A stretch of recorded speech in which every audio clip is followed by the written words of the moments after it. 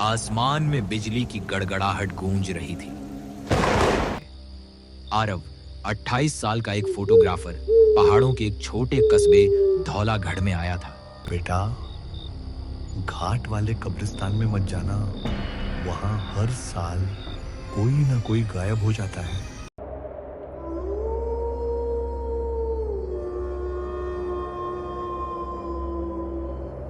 रास्ता सुनसान था। कैमरे की स्क्रीन पर कुछ अजीब दिखा। तस्वीर में एक औरत की धुंधली परछाई, सिर्फ 20 साल की लड़की की कब्र।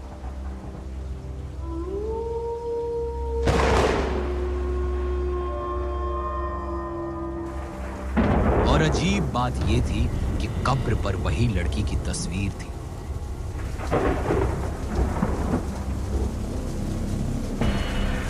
जिसे आरव ने अपने कैमरे में देखा था। अचानक पीछे से हवा चली और आरव ने किसी को फुसफुसाते सुना। आरव, मुझे इंसाफ दिलाओ। आरव का पूरा शरीर सन्न हो गया। अगली सुबह आरव सीधे गांव में बुजुर्ग रामदीन के घर गया।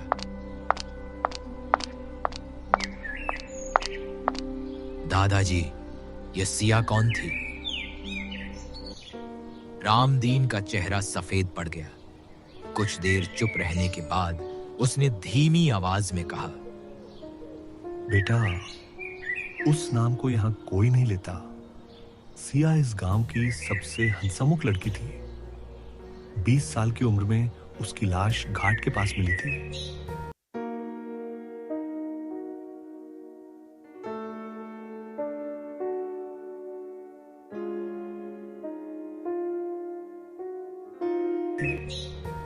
कहते हैं उसकी मौत डूबने से हुई, लेकिन सच कोई नहीं जानता।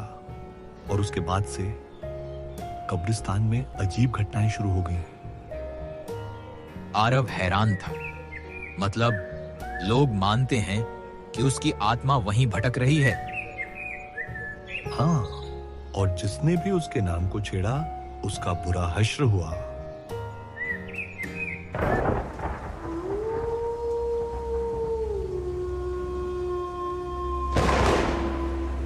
रात को आरव ने फिर डायरी उठाई। इस बार उसने अगला पन्ना खोला। उसमें लिखा था, जिसने मुझे मार दिया वो अब भी जिंदा है। आरव ने डर और जिज्ञासा के बीच डायरी बंद कर दी।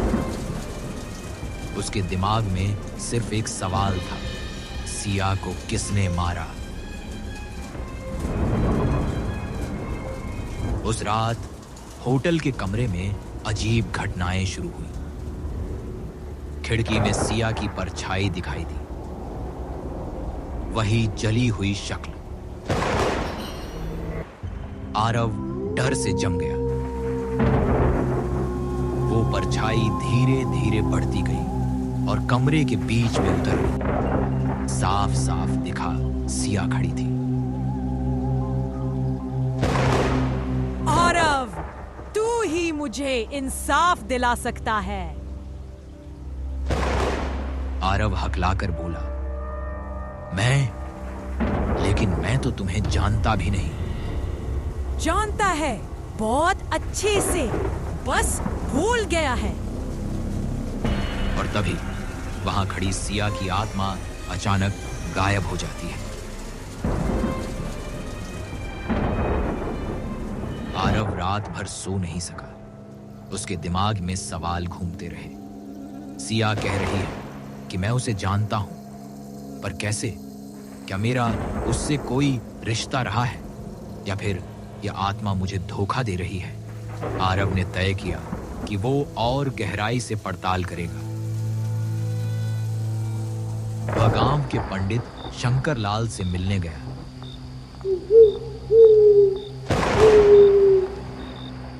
पंडित ने कुछ कहने से इनकार कर दिया। बस इतना बोला, सच अगर जानना है तो घाट के पुराने शिव मंदिर में जा। यहाँ से शिव मंदिर लगभग 5 किलोमीटर दूर है। जिसका रास्ता घने जंगल से होकर जाता है। वहां वो सब मिलेगा जो गांव ने छुपा रखा है। अगली रात आरव अकेला मंदिर की ओर निकल पड़ा। चौराहे पर पहुंचते ही चांद की हल्की रोशनी में उसे एक बूढ़ा आदमी और उसकी बैलगाड़ी दिखाई दी, जैसे वो उसी का इंतजार कर रहे हों। कहाँ जाना है बाबूजी? चेहरा तो नया लग रहा है। इस गांव में पहले कभी देखा नहीं आपको। इस रास्ते पर तो अपने ही चलते हैं, आप तो बाहर के लगते हैं। मैं उस पुराने शिव मंदिर की तलाश में हूँ। क्या तुम मुझे वहां तक पहुंचा सकते हो? शिव मंदिर? वही जो उस जंगल के बीच है। बाबूजी, वहां कोई नहीं जाता। जो गया वो बस कहानी बनकर रह गया। आप भी मत जाइए, वो रास्ता जिंदा नहीं छोड़ता। आरव ने ठान लिया था, वो अब अकेले ही मंदिर की ओर जाएगा, चाहे कुछ भी हो जाए। उसे इस रहस्य का पर्दाफाश करना ही था। और फिर बिना किसी डर के आरव अकेला उस मंदिर की ओर बढ़ चला। घने जंगल के बीच से खूंखार जानवरों की डरावनी आवाजें गूंज रही थी।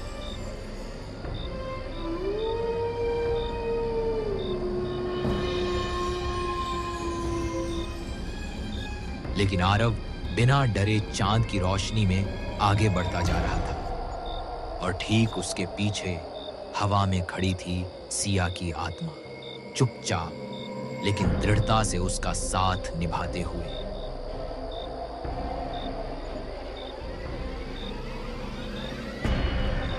आरव ने थके कदमों से 5 किलोमीटर का सफर तय किया। और जब वो पहुंचा तो सामने था शिव मंदिर और चारों ओर सिर्फ अंधेरा था। मंदिर जंगल के बीचों बीच था, जैसे प्रकृति ने उसे छुपा रखा हो किसी राज्य की तरह।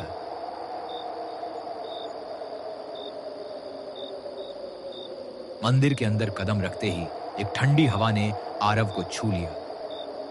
टूटी हुई मूर्तियां चुपचाप जमीन पर पड़ी थीं और दीवारों पर चिपके पुराने अखबार अब भी किसी अनजाने सच को छुपाए हुए थे। आरव ने एक अखबार पढ़ा, धौलागढ़ घाट पर युवती की रहस्यमयी मौत, पुलिस ने केस बंद किया।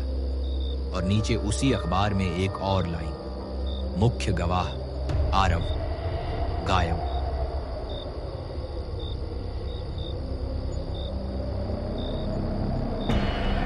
आरव की आंखें फटी रह गईं। मैं गवाह था, लेकिन मुझे तो कुछ याद ही नहीं। आरव घबराया हुआ मंदिर से बाहर निकल आया। उसका चेहरा सफेद पड़ चुका था और सांसें तेज थीं। जो उसने देखा वो उसकी समझ से परे था और अब वो उस मंदिर से दूर जाना चाहता था, जितना जल्दी हो सके।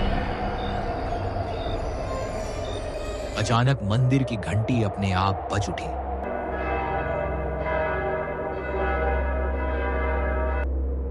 चारों तरफ धुंध फैल गई और तभी सिया की आत्मा सामने खड़ी थी। उसने कराहते हुए कहा, तू भाग नहीं सकता आरव। तूने वादा किया था कि मुझे कभी अकेला नहीं छोड़ेगा, लेकिन जिस रात मैं मरी तू वही था। आरव की सांसें थम गईं। नहीं, ये झूठ है, मुझे कुछ याद नहीं। सिया चीखी। याद कर, वरना मेरी आत्मा तुझे चैन से जीने नहीं देगी।